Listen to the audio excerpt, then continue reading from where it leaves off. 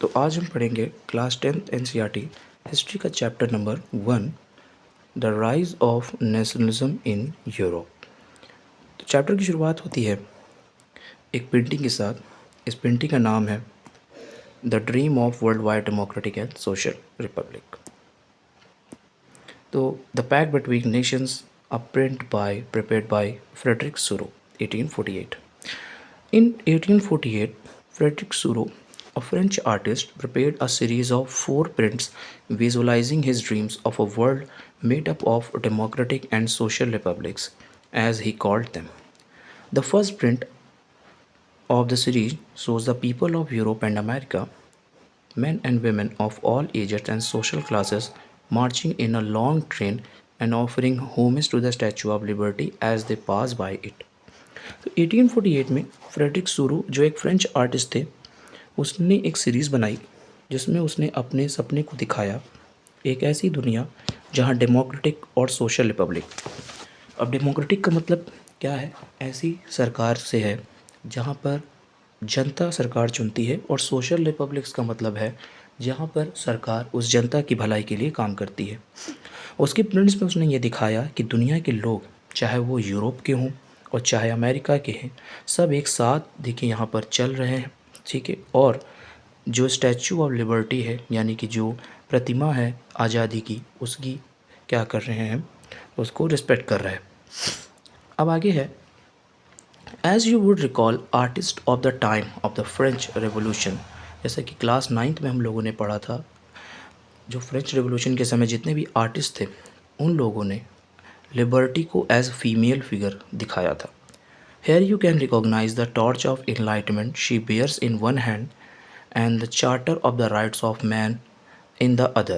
On the earth, in the foreground of the image, lie the shattered remains of the symbols of absolute institution. In Sorrow's utopian vision, the peoples of the world are grouped as distinct nations identified through their flags and national costume.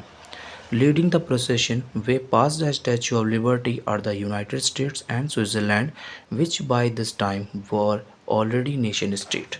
इसका मतलब ये है कि जितने भी France में जितने artist हैं, उन्होंने स्टैचू ऑफ लिबर्टी को फीमेल फॉर्म में दिखाया गया था, जो इनलाइटमेंट और राइट्स का प्रतिनिधित्व कर रही थी। लेकिन इनके हाथ में अगर हम देखें तो एक मशाल देख सकते हैं, यहाँ मशाल है इनके हाथ में, और यहाँ पर देखें तो बिल ऑफ राइट्स, या कह सकते हैं ये एक तरह से दिखा रही है rights of man, charter of rights of man का प्रतिनिधित्व कर रही हैं, ठीक है। और जो इंसान के बेसिक राइट्स को दिखाता है, लाइक फ्रीडम ऑफ स्पीच, ठीक है, एंड फ्रीडम ऑफ एक्सप्रेशन। ज़मीन पर टूटी हुई अगर ये हम पुराने सिम्बल्स की बात करें, यहाँ पे जो पड़े हुए हैं, जैसे आप देख सकते हो यहाँ पे, जैसे क्राउन है, तो क्राउन क्या दिखा रहा है? मोनार्की को दिखा रहा है। तो ये सारे जो पुराने जो मोनार्कल रिजीम थे, उनका अंत दिखाता है ये। और इस इमेज में हम लोगों को अलग अलग ग्रुप में दिखाया गया है, जिनके हाथ में देख सकते हो आप अलग अलग कंट्रीज़ के फ्लैग हैं, और उनका जो अटायर है, जो उनका कॉस्ट्यूम है, वो भी क्या है, अलग अलग है, और अपने अपने देश को वो क्या कर रहे हैं, कॉस्ट्यूम और फ्लैग्स के द्वारा रिप्रेजेंट कर रहे हैं। अगर हम यहाँ पे बात करें 1848 तक स्विट्ज़रलैंड और अमेरिका जो थे, वो क्या हो चुके थे, एक नेशन स्टेट बन चुके थे। बट इसमें जो दौड़ में थे, जैसे कि फ्रांस अभी भी जस्ट बस नेशन स्टेट बनने की ही कगार पे था, स्टैचू ऑफ लिबर्टी को क्रॉस करने ही वाला था। जस्ट उसके पीछे अगर हम देखें तो जस्ट उसके पीछे जर्मनी भी उसी दौड़ में था, ठीक है। सो in France, identifiable by the revolutionary tricolor, has just reached the statue. She is followed by the peoples of Germany, bearing the black and red and gold flag. Interestingly, at the time when the Soro created this image, the German people did not yet exist as a united nation. जब सुरू ने ये painting बनाई थी, ठीक है, तो उस समय जो जर्मनी था, ठीक है, वो एक यूनाइटेड नेशन नहीं था, एक वो नेशन स्टेट नहीं था, ठीक है। उसके कई छोटे छोटे स्टेट थे, और ये फ्लैग उस समय के लिबरल और नेशनलिस्ट की एक आस थी कि जर्मनी को हम एक डेमोक्रेटिक नेशन स्टेट बनाएं, ठीक है। तो जो जर्मन था, वो जर्मन स्पीकिंग प्रिंसिपैलिटीज़ में बटा हुआ था, कोई वो नेशन स्टेट नहीं था, डेमोक्रेटिक कॉन्स्टिट्यूशन नहीं था वहाँ पे, ठीक है। Following the German people are the people of Austria, the kingdom of two Sicilies, Lombardy, Poland, England, Ireland, Hungary and Russia. ठीक है। तो उसके बाद हम देखते हैं Austria, kingdom of two Sicilies, England, Ireland, Hungary और रशिया के लोग भी उसमें लास्ट में सबसे पीछे दिखाई देते हैं, जर्मनी के पीछे। अब this chapter will deal with many of the issues visualized by Soru in Figure 1. During the 19th century, nationalism emerged as a force. Nationalism emerged as a force which brought about sweeping changes in the political and mental world of Europe.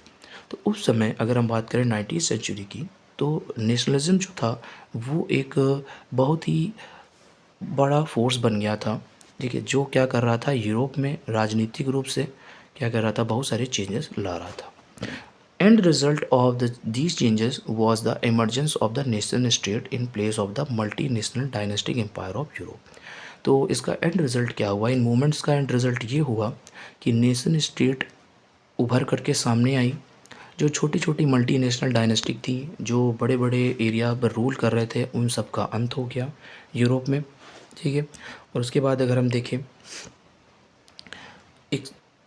एक central power, nation state का मतलब क्या होता है यहाँ पे, nation state का मतलब हम समझेंगे कि नेशन स्टेट का मतलब होता है एक सेंट्रल पावर जो एक डिफाइंड टेरिटरी पर, एक एरिया पर कंट्रोल रखती है।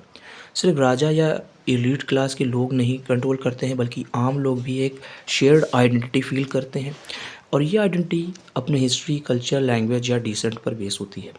लेकिन ये आइडेंटिटी हमेशा से नहीं थी।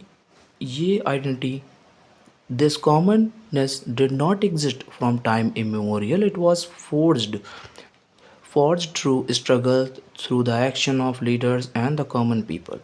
And this chapter will look at the diverse process through which nation state and nationalism came into being in 19th century Europe. तो लेकिन ये आइडेंटिटी जो है ये हमेशा से नहीं थी, ये स्ट्रगल, वॉर, मूवमेंट, रिफॉर्म और बहुत सारे पॉलिटिकल लीडरशिप के थ्रू बनी है। ठीक है। अब आगे हम देखते हैं अब इन नेशनलिज्म का इम्पैक्ट क्या पड़ा। तो इस चैप्टर में आगे दिखाया जाएगा कि कैसे नेशनलिज्म ने डायनेस्टिक एम्पायर्स को चैलेंज किया, लोगों को अपनी आइडेंटिटी और राइट्स के लिए लड़ने पर मजबूर किया, एक मॉडर्न स्टेट बनाने में मदद की जहां लोगों को पार्टिसिपेशन करने का मौका मिला, और यूरोप में कैसे नए पॉलिटिकल और सोशल रिफॉर्म्स आए। तो शुरू ने अगर हम देखें तो अपने प्रिंट्स में एक ऐसा फ्यूचर इमेजिन किया था जहां दुनिया के अलग अलग लोग अपने राइट्स और आज़ादी के लिए साथ आए। 19th सेंचुरी में नेशनलिज्म ने इस सपने को रियलिटी बनाने का रास्ता खोला, जहां नेशन स्टेट्स का इमर्जेंस हुआ और लोगों ने अपनी आइडेंटिटी और पॉलिटिकल पार्टिसिपेशन को रिडिफाइन किया। और अब इसमें से कुछ छोटे छोटे जो हम देख सकते हैं डिफाइन टाइप के न्यू वर्ड्स हैं, वो हम देख लेते हैं। तो एब्सोल्यूटिस्ट का मतलब क्या होता है, literally a government or system of the rule that has no restraint on the power exercised in history. तो एग्जांपल इसका हम ले सकते हैं हिटलर को।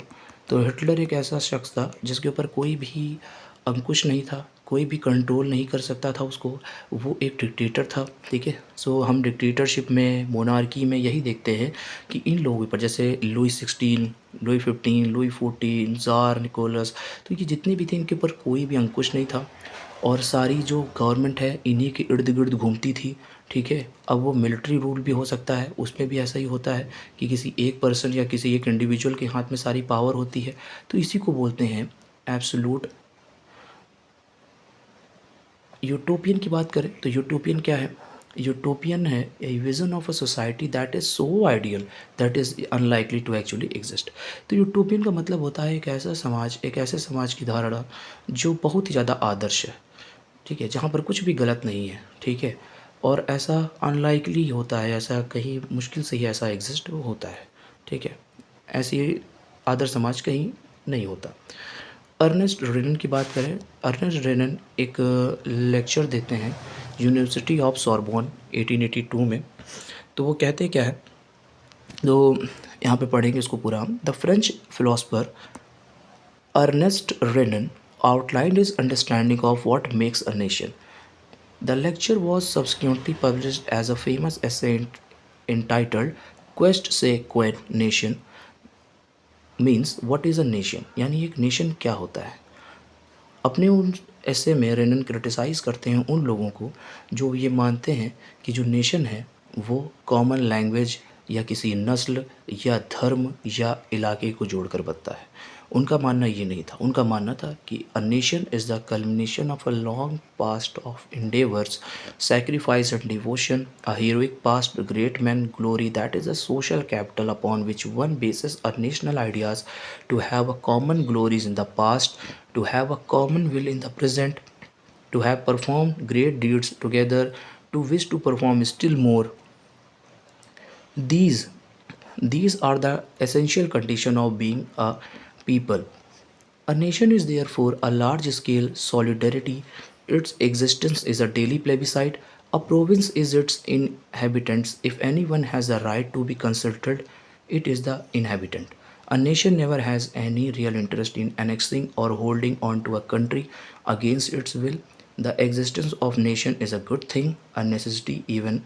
Their existence is a guarantee of liberty which would be lost if the world had only one law and only one master. तो Ernest raisin ने एक फ्रेंच फिलोसफर थे जिन्होंने 1882 में उन्होंने एक यूनिवर्सिटी ऑफ सॉर्बोन में एक लेक्चर दिया था जिसका टाइटल था व्हाट इज़ अ नेशन। इस लेक्चर में उन्होंने बताया कि नेशन क्या होता है, एक चीज़ों से बनता है। रेजन ने दूसरे लोगों के जो व्यूज़ थे उनको सबको रिजेक्ट कर दिया।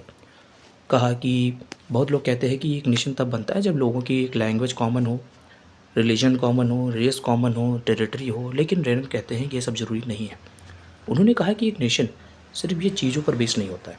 नेशन का असली बेस जो होता है वो होता है शेयर्ड हिस्ट्री और विल।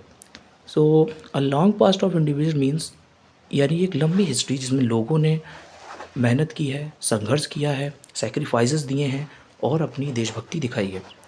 एंड पुरानी कहानियाँ, हीरोज़ और ग्लोरी एक शेयर्ड मेमोरी बनाती हैं जो लोगों को जोड़ती हैं। लोगों का आज भी एक कॉमन इरादा होना चाहिए कि वो एक साथ रहें और इस देश को आगे ले जाएं।